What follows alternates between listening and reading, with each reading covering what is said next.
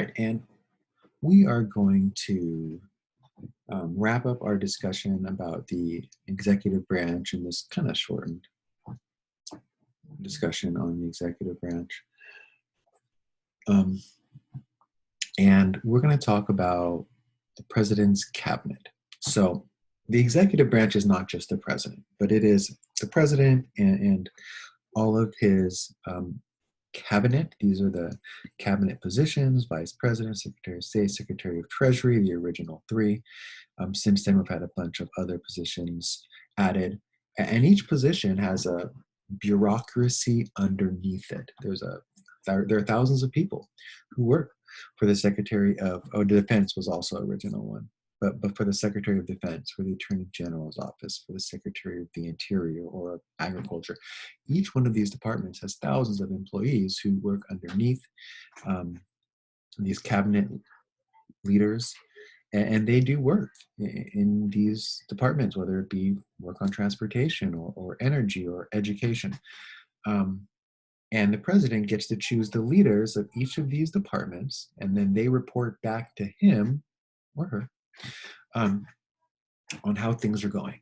So currently we have a new president-elect. We have Joe Biden, who's coming in January, and he is already discussed. He's already floated the names of a lot of people who he wants to head these departments. Now, of course, he can't make these picks official until he becomes president at January 20th.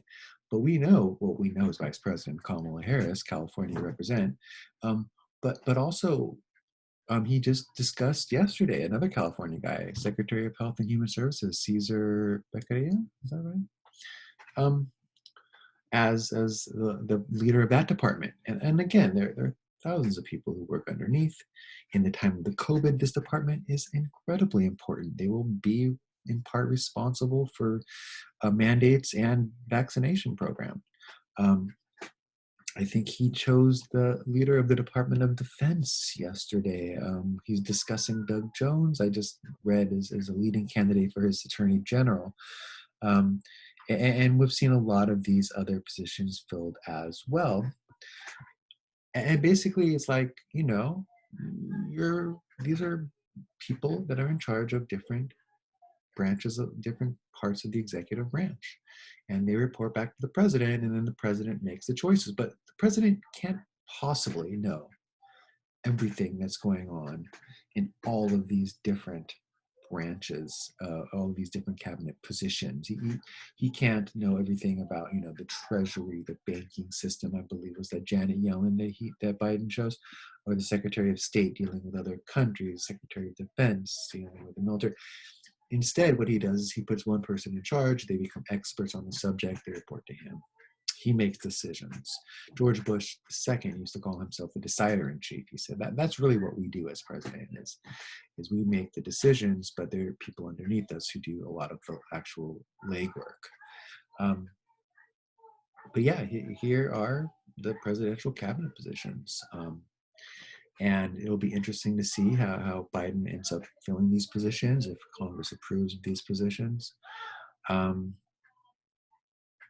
And then what kind of leadership they'll provide. Some people wanted Bernie in charge of the banks, but Biden said, no, I'm going with Yellen, who's much more moderate or middle of the road, instead of Bernie, who would maybe push a much more progressive agenda. So really, who you choose for these positions is also extremely important. They're going to shape the departments, just like the people Trump chose shaped the departments under his leadership.